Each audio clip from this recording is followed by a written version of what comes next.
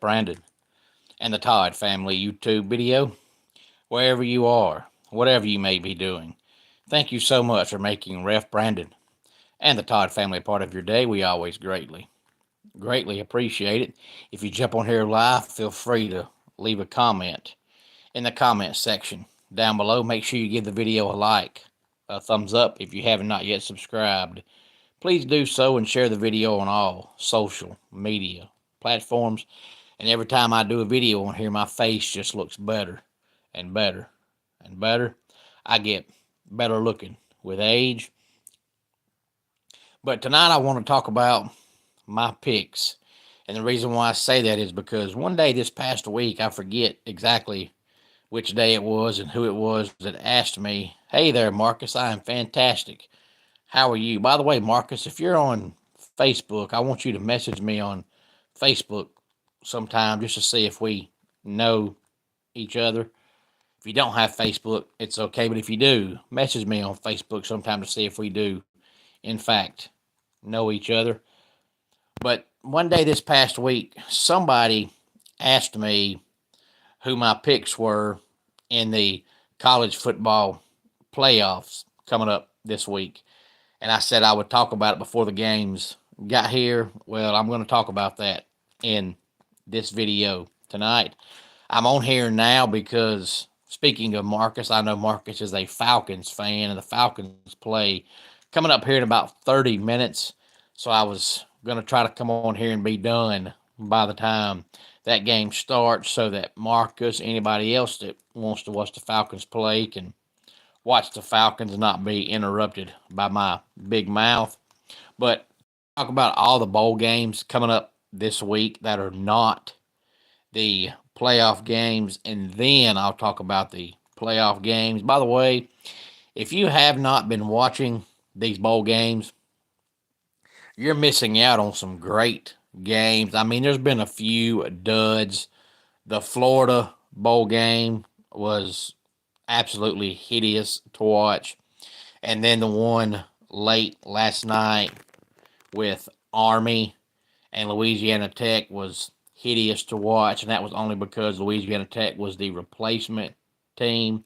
Had the original team that was supposed to be in that bowl game been there, it may have been completely different. But outside of the Florida bowl game, and I believe the Miami of Ohio bowl game, and then the bowl game last night, a lot of these bowl games, the majority of them have been really good. And then the Thursday, all the bowl games were good. If you didn't watch any of the bowl games on Thursday, then you missed out, because all three of those games Thursday were basically fourth quarter, down to the last minute, down to the wire bowl games.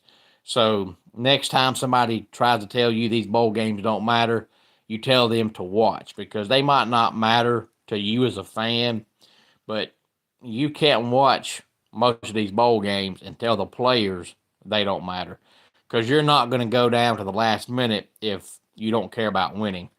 You're not going to go to overtime if you don't care about winning. You're not going to score 40 points if you don't care about winning, because you have to actually line up and move the ball. And if you don't care and don't want to be there, that's not going to happen. So for the most part this year, I have been thoroughly impressed with the bowl games.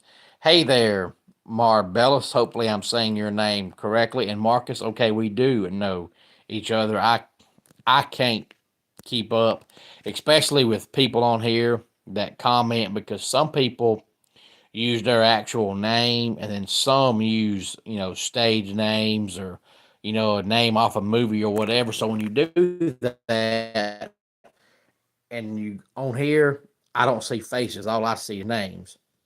So if your name is Jazz from 1765, I have no idea who that is. So some people on here I might know, and some I don't. But if you use your actual first and last name and I know you, then I know that I know you. But if you don't, I don't always know. But okay, Marcus, I'm so glad you're here, and I do now know who. Let's talk about tomorrow. Tomorrow we have 2:30 ESPN, the Trans Perfect Music City Bowl. That'll be the Iowa Hawkeyes against the Missouri Tigers. That's the only bowl game tomorrow. And of course, if you watch the channel, you know by now that I feel like if I need to tell you the city or the state the game is played in, I will. But a lot of these you can pretty much tell by the name of the bowl game where it's at. And everybody knows what the Music City is. So if you know what the Music City is, then you know where that bowl game is played out. Without me having to tell you, coming up on Tuesday, we have the ReliaQuest Bowl. And that bowl game is in Tampa. If I'm not mistaken, this is the bowl game that used to be the Outback Bowl, and now it's called the ReliaQuest Bowl. And just like it's always been, it's still the SEC against the Big Ten. That game is noon on ESPN. This year it's Alabama versus Michigan. Also on Tuesday, we have the Tony the Tiger Sun Bowl. That is in El Paso, Texas. That game will be on CBS, and that will be Louisville versus Washington. Then coming up at 3 o'clock on Tuesday on ABC, we have the Cheez-It Citrus Bowl, which will be South Carolina versus Illinois, and that bowl game is played in Orlando. And then we have the Kinder's Texas Bowl, which is Baylor versus LSU. That game is at 3:30.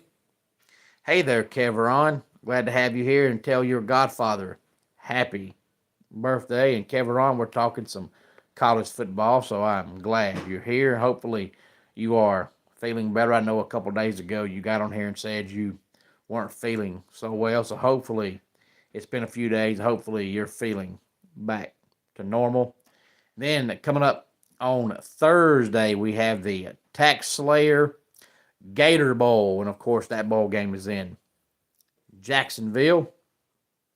7:30 on ESPN, Duke versus Ole Miss. Hey there, Sheldon. Glad to have you here.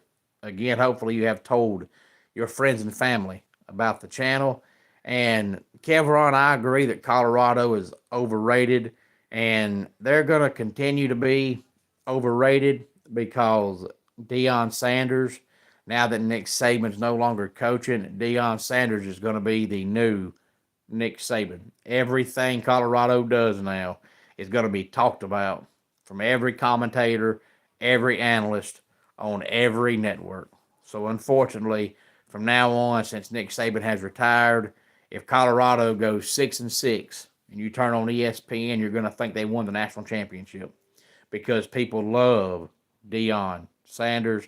I love Deion as a player, but as a coach, he hasn't shown me diddly squat. But unfortunately, he brings in the eyeballs, and that's all ESPN cares about. So Colorado is overrated, and they're going to continue to be overrated. And Sheldon, thank you for telling your friends and your family. Hopefully, they will all subscribe to the channel, and hopefully, I'll be hearing more about your football playing days going forward. And you never know, since I cover high school football for a local radio station here, one day down the road, we may just run into each other. If so, feel free to walk up to me and shake my hand and talk to me. I am not afraid to talk to anybody, but make sure you tell me who you are, because otherwise I'm just thinking I'm talking, being friendly, not knowing that I'm talking to somebody that's previously known who I am. Coming up Friday, we have the Serve Pro First Responder Bowl, and that bowl game is in Dallas, Texas. 4 o'clock, North Texas and Texas State. Happy holidays to you as well, Jalen. Also coming up on Friday, we have the Duke's Mayonnaise Bowl, and that bowl game is in Charlotte. 7:30 on ESPN. Minnesota, and Virginia Tech. Marcus, I do think Georgia can win the national championship, but I don't think they will. I think one of four teams wins the whole thing: Georgia, Texas, Ohio State, and Oregon. And of course, coming up on Wednesday, one of those two teams will be out, so we'll be down to three. But if anybody besides Georgia, Texas, Oregon, and Ohio State wins it, I'll be surprised. So Georgia, in my opinion, has got a 25% chance. Coming up after Wednesday, they'll have a 33% chance because either the Buckeyes or the Ducks go home on Wednesday. And thank you for subscribing, Sheldon. I greatly appreciate it. Saturday, we have the Bahamas Bowl, 11 o'clock Eastern Time, Saturday morning on ESPN2, Buffalo and Liberty. And that is all the actual bowl games. And now on to the playoff games. The first one is Tuesday night, 7:30 on ESPN. We have Penn State and Boise State, and that is the Verbo Fiesta Bowl, which is in Glendale, Arizona. I believe, if I'm not mistaken, Ashton Jeanty needs 135 yards, I believe, or 132, 136, somewhere along in there, to pass Barry Sanders for the most ever rushing yards in a season. And there's only two ways I think he doesn't get there, and one is he gets hurt. And let's hope that doesn't happen because it's playoffs, and without Ashton Jeanty, Boise State has absolutely no shot. And the other way is he's healthy, but he doesn't get many carries because Boise State gets blown out, and by the second quarter, they're having to throw the ball. But I don't think that will happen. Penn State normally doesn't line up and score 45 points in a game. And I do think Boise State will score some. So I think it'll be a good competitive game. But I think Penn State wins the game. But I feel bad for Ashton Jeanty because he should have won the Heisman. There was no reason why he didn't. He's the best player in America. Without Ashton Jeanty, Boise State goes 5-7, maybe. But everybody talks about how he gets so many more games than what Barry Sanders did, and that's true, he does. But you have to look beyond that. As far as carries per game, Ashton Jeanty and Barry Sanders are neck and neck because there's a lot of games Ashton Jeanty didn't play at all in the second half because they were blowing the team out. So, yeah, he's getting more games than Barry Sanders. But as far as touches per game, they're neck and neck. So, his yards per carry average is right there with Barry Sanders. So, playing more games doesn't matter because he's not getting any more touches because there was so many games that he only played a quarter or a half. And, Sheldon, the team I cover is Franklin County. And then I believe Penn State wins that game, but I think it'll be a close game. And then as far as Wednesday, we have 3 bowl games coming up on Wednesday. The first one, 1 o'clock, ESPN. We have the Chick-fil-A Peach Bowl. And I don't think I have to tell you where that bowl game is played at. That's Texas and Arizona State. I think Texas wins this game. I would love to see Arizona State win it because they're the underdog. And now that my team is out, I'm going to pull for the underdogs. I want to see either Boise State or Arizona State win the whole darn thing. I don't think they will, but I'd love to see it. Plus, Arizona State has Scatabo, or Scataboo, as some say. And if you ain't watched him play, he is like an absolute wrecking ball. He would just run you over. And if you don't like to watch Scatabo play, there's something wrong with your medulla. So give me Penn State, give me Texas. Game 3 in the second round of the playoffs, game 2 for Wednesday, is the Rose Bowl in Pasadena, California, 5 o'clock on ESPN. That's Ohio State and Oregon. I think this will be another good game. I don't see any blowouts like we saw in round one. I think all these games are going to be tight. We know these two teams played in the regular season. Oregon escaped by the hair on their chinny chin chin. But if we see the Ohio State team that we saw last week, there's no doubt in my mind they beat Oregon.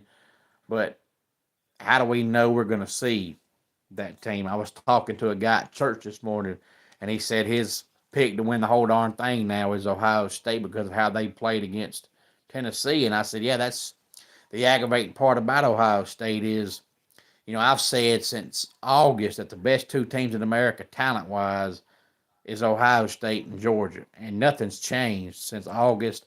Ohio State, starting lineup, both sides of the ball, offense, defense, best roster in America. But 1 through 105 is Georgia.